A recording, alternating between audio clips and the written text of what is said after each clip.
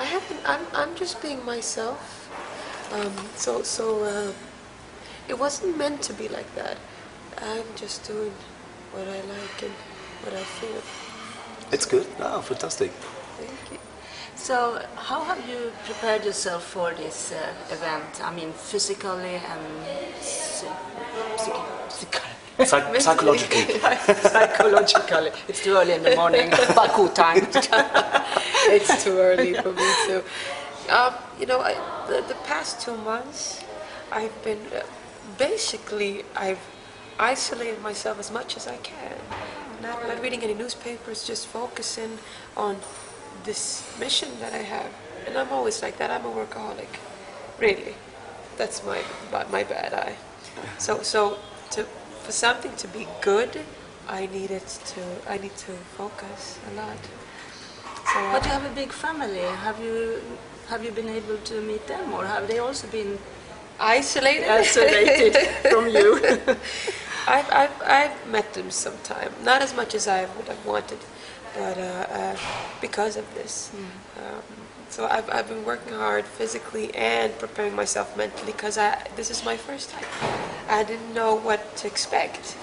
I knew there was going to be this huge arena, and that's why I needed to focus. But you are, after all, experienced woman from Melodifestivalen twice. Yeah. So is this very different from Melodifestivalen?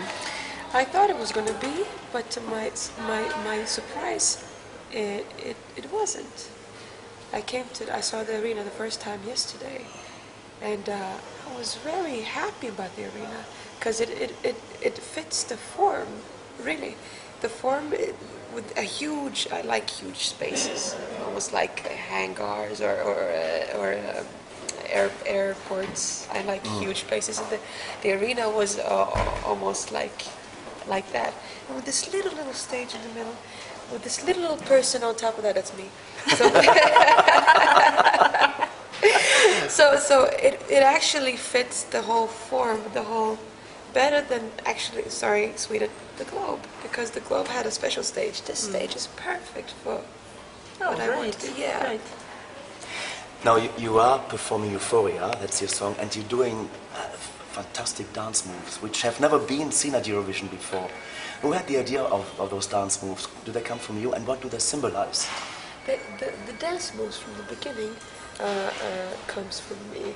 It's and the whole thing. What I'm trying to say with those dance moves is like there's no rules.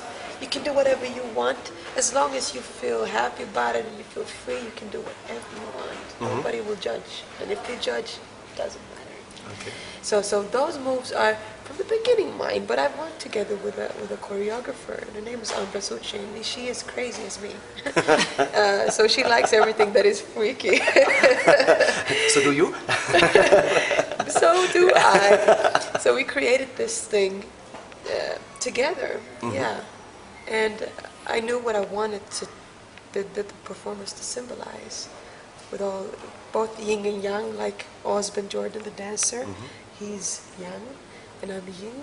Just a balanced thing. So it's nice to talk about it now because not so many think about it. But the dance moves from the beginning, they're mine. That's the way I look when I dance in clubs. Like Amazing. But your choreographer, she's from Finland, so you have quite a lot of connections to Finland. And also, I heard that your designer is from Finland, Swedish-speaking though. Is that correct? It's correct. My first designer. Now I have a new designer, of course. I have to change something. I'm a creator. So yeah, I've had many people from Finland. I'm very connected to that place. And you visited Voice of Finland as well. I visited Voice of Finland. That was a really nice experience, and I love Turku, that's a small city in Finland. Åbo. Oh. In Swedish. And I love Helsinki very much. It's just that the Finlandic people, they're hardworking and they're straight up. They don't sugar things. They just tell you the way things are. Directly. Directly. And I appreciate Like you. Like me. And I appreciate that. But who is your designer now, if you have changed from Tom Granfors. Yeah. His name is Martin Bergström. And the funny thing about Martin Bergström is that he's very connected to Finland too. Oh, That's his second home. So and he's a really good creator. He's one of the best designers when it comes to chiffon. You know yeah, chiffon? chiffon. And he does Thin his materials. and he does his own prints on chiffon. So this thing that you're gonna see on Saturday, hopefully, is handmade. Everything is handmade. Wow. Yeah. So you Sounds know, expensive. it was. I think for Scandinavian countries that's no problem. I'm broke. It's noodles and water for the rest of the year for me. You're originating from Morocco, I understand. Do you still have ties to Morocco? You have family there? I have a huge family there, a lot of cousins, and yeah, a huge family. But I haven't been able to visit Morocco for like 3 years because I work so much.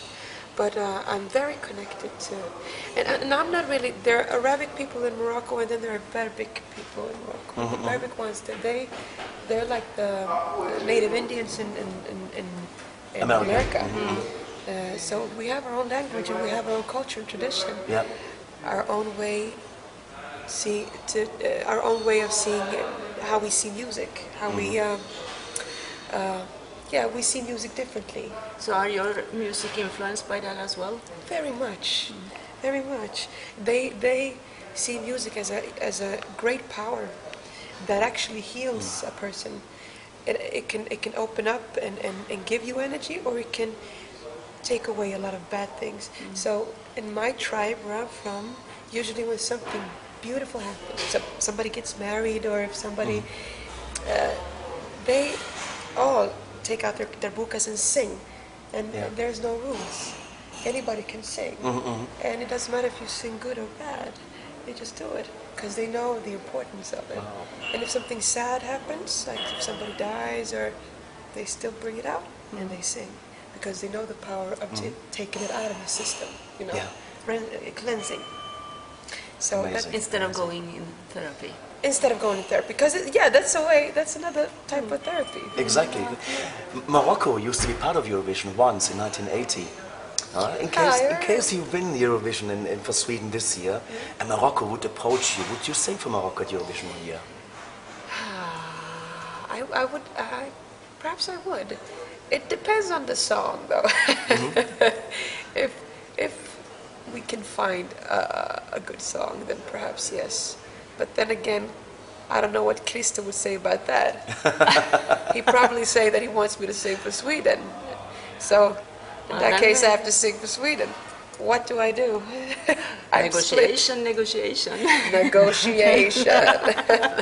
We have got one question, by the way, from our readers and listeners, and they ask, Loreen, she has such a fantastic hair. Yes. What are you doing with your hair? Does she have a wig? It's extension. So it's both me and extension hair. Can you believe I'm telling you this?